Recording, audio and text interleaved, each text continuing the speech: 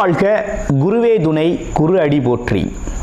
இப்போ பார்த்தீங்கன்னா 2025 தமிழ் வருட பிறப்பில் பார்த்தீங்கன்னா 12வது மாதம் கடைசி மாதமான பங்குனி மாதத்திற்கு என்ன விதமான பலாபலன்கள் ஒவ்வொரு ராசிக்கும் இருக்குது அப்படிங்கிறத நம்ம விரிவாக தெளிவாக பார்க்க இருக்கிறோம். அந்த வகையில் பங்குனி மாதம் அப்படின்னு எடுத்துக்கிட்டோம்னா பங்குனி உத்திரம் அப்படிங்கிறது மிக சிறப்புமிக்க பண்டிகையாக இருக்குது.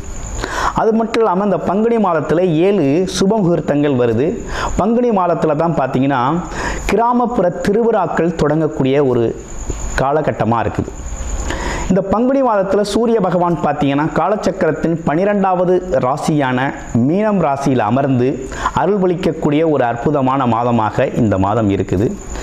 இந்த மாதத்தை பொறுத்த வகையில் பல்வேறு விதமான சிறப்பு பண்டிகைகள் இருந்தாலும் திருவிழாக்களும் திருமணங்களும் அதிகமாக நடக்கக்கூடிய ஒரு மாதமாக இந்த பங்குனி மாதம் அப்படிங்கிறது அமைஞ்சிருக்கு.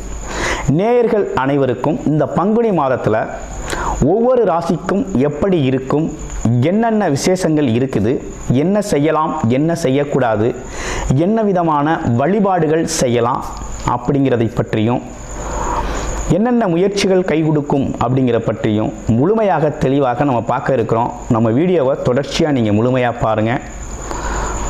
இப்போ உங்களுடைய ராசிக்கு எப்படி இருக்கு அப்படிங்கிறத இப்போ பார்க்கலாம். மேசராசி, காலச்சக்கரத்தின் முதல் ராசியான மேசராசிக்கு இந்த பங்குனி மாதத்தில் என்ன விதமான பலன்கள் இருக்குது, பங்குனி மாதத்தை எப்படி நம்ம சிறப்பாக சில வேலைகளை செஞ்சுக்கலாம் அப்படின்னு பார்த்தோம்னா, முதல்ல மேசராசி அப்படின்னு எடுத்துக்கிட்டோம்னா பார்த்தீங்கன்னா எதுலேயும் ஒரு விவேகமாக செயல்படக்கூடிய ஒரு ஆற்றல் இருந்தாலும் இன்னொரு பக்கம் பார்த்தீங்கன்னா அதே அளவுக்கு கோபம் அப்படிங்கிற ஒரு விஷயமும் வந்து போகக்கூடிய ஒரு அமைப்பு அப்படிங்கிறது இருக்குது.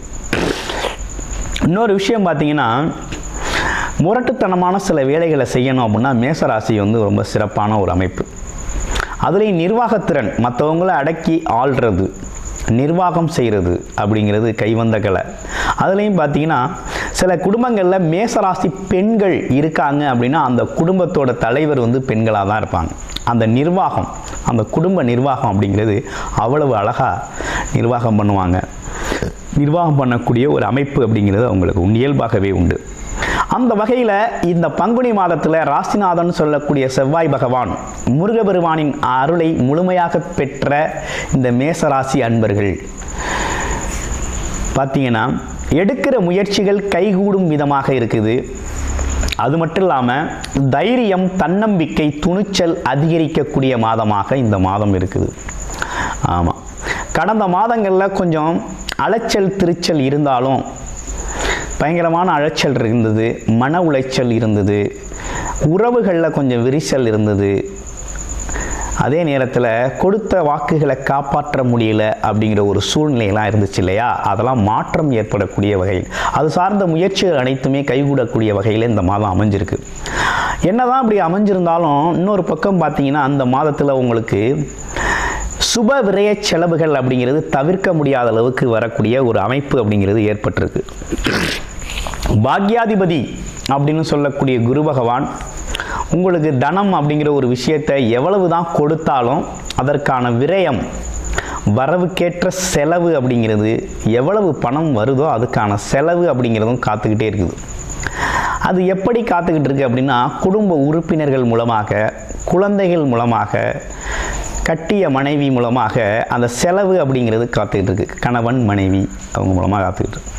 இது எப்படி செலவு ஆகுது அப்படின்னு கேட்டோம்னா குழந்தைகளுக்கான கல்வி செலவு, உடல் ஆரோக்கிய செலவுகள் அப்படிங்கிறது அல்லது அடிப்படை தேவை செலவுகள்லாம் நடக்க இருக்குது. அடுத்து பாருங்கள், சுப நிகழ்ச்சிகளுக்கான செலவுகளும் உண்டு. திருமணம் செய்கிறது, காது குத்துறது, கல்யாணம் பண்ணுறது, ஆமாம் அப்படிங்கிற மாதிரி. அடுத்து மனைவி, நீண்ட நாளாக மனைவி கேட்ட விஷயத்த இந்த காலத்தில் செஞ்சு கொடுப்பீங்க. கண்டிப்பாக செஞ்சே ஆகணுங்கிற கட்டாயம் வந்துடும், அவங்களுக்காக செய்வீங்க. அதே போல் கணவர் எதிர்பார்த்த விஷயத்தை செஞ்சு கொடுக்கறது அப்படிங்கிற ஒரு கட்டாயம் வந்துடுது. அதனால் செலவு அப்படிங்கிறது தவிர்க்க முடியாமல் போகுது. இதில் உடல் ஆரோக்கிய குறைபாட்டு செலவுகளும் உண்டு. சில பேருக்கு சுகர் பிரச்சனை, உடல் ஆரோக்கியத்தில் பிரச்சனை, அடிவயிறு சம்பந்தப்பட்ட பிரச்சனை, இதற்கான மருத்துவமனை செலவுகள் அப்படிங்கிறதும் தவிர்க்க முடியாமல் இருக்குது. அப்புறம் வசதிக்காக செலவு பண்ணுறது எப்படின்னா, இந்த கௌரவம், அந்தஸ்து, ஸ்டேட்டஸ் மெயின்டைன் பண்ணுறது அப்படிங்கிற மாதிரி வசதி வாய்ப்புகளுக்காக செலவு செய்கிறது. ஆமாம், தேவை மற்றும் தேவையில்லா செலவுகள் அப்படிங்கிறது பார்த்திங்கன்னா கொஞ்சம் நிறையவே இந்த மாதத்தில் இருக்குங்க. அது நீங்கள் பார்த்து உங்களோட நிலைமை என்னன்னு பார்த்து நீங்கள் தான் நிதானமாக செயல்பட வேண்டிய காலகட்டம் இந்த காலகட்டம் மேசராசி அன்பர்களுக்கு. வருமானம் எந்த அளவுக்கு வருதோ அதை விட கூடுதலான செலவு இருக்குது. அடுத்து பிரம்மாண்டமான ஆசைகள் இருக்குது. அதை செய்யணும் இதை செய்யணும் அப்படிங்கிற பல்வேறு விதமான ஆசைகள் இருக்குது. பேராசை பெரு நஷ்டத்தை உருவாக்கும் அப்படிங்கிறது நம்ம கேள்விப்பட்ட ஒன்று தான். அந்த வகையில் பார்க்கையில் இந்த அவசரப்பட்டு ஆசைப்பட்டு முதலீடு பண்ணுறது, திடீர்னு பார்த்திங்கன்னா 10 லட்ச ரூபா போட்டால் 20 லட்ச ரூபா கிடைக்கும் அப்படிங்கிறது மாதிரி அந்த அவசரமான சில அதிரடியான வேகமான முன்னேற்றம் தரக்கூடிய பிஸ்னஸ் அப்படின்லாம் சொல்லி இந்த காலகட்டத்தில் அந்த மாதிரி பிஸ்னஸ் எல்லாம் சேர்ந்துடாதீங்க.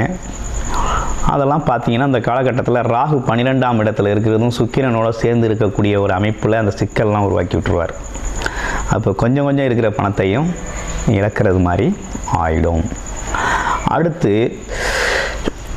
சகோதர உறவுகள் உங்களுக்கு உதவி செய்யக்கூடிய வகையில் நல்லபடியாக இருந்தாலும் அவங்களுக்கு பார்த்தீங்கன்னா உடல் ஆரோக்கியம் சம்மந்தப்பட்ட விஷயங்கள், அவங்களுக்கான வேலை வாய்ப்புகள் சம்மந்தப்பட்ட விஷயங்கள்லாம் கொஞ்சம் நல்லா இருக்க போகுது.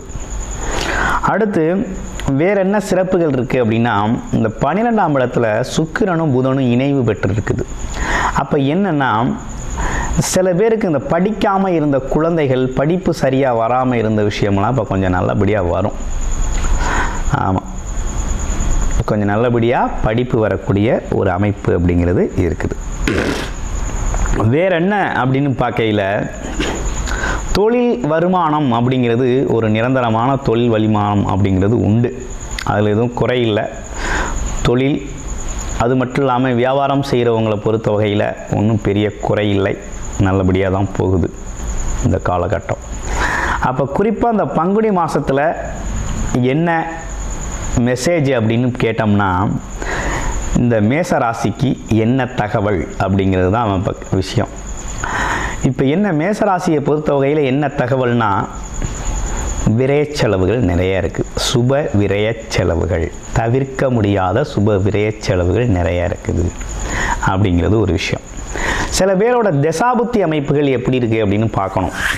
உங்களுடைய லக்கணம் என்ன, நீங்கள் என்ன தசாபுத்தி அமைப்பில் இப்போ ரன்னிங்கில் இருக்குது அப்படிங்கிறத பொறுத்து சில மாற்றங்கள் உண்டு. சில விஷயங்களை தவிர்த்து கொள்ள முடியும், தள்ளி போட்டுக்க முடியும், அப்படிப்பட்ட விஷயங்கள்லாம் நடக்குது. நான் மேசராசி அன்பர்களோட ஜாதகம் நிறைய பார்த்த வகையில் சொல்கிறேன்.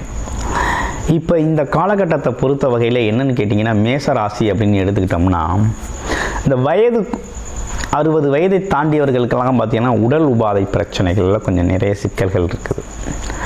அடுத்து 30லிருந்து இந்த 60 வயது அந்த காலகட்டத்தில் இருக்கவங்களாம் வேலை, உழைப்பு, வருமானம் சம்பந்தப்பட்ட விஷயத்தில் ஒரு தடுமாற்றத்தோடவே போகுது கடந்த ஒரு 4 மாதங்களாக. ஆமாம், உறவுகள்லேயும் கொஞ்சம் பொருத்தமில்லாத ஒரு அமைப்பு அப்படிங்கிறது போயிட்டுருக்கு.